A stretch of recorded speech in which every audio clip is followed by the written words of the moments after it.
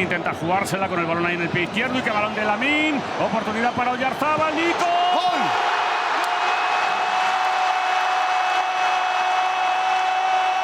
Balón, qué buen toque de Mikel Merino. Mikel Merino, Oyarzábal. Otra vez Mikel Merino. Mikel Merino. ¡Qué golazo! Lamine Yamal tegen Maignan.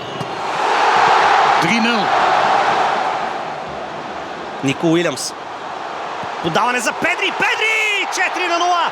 И отново Испания нанася двата си удара в рамките на минута-две разстояние между головете. Да отбележат един гол, да спасят част от своята чест. Още една дуспа. Симон беше безупречен до момента. Но този път нямаше как да спре Килиан Мбапе. Lamine. En erin. 5-1. 1 uit een penalty.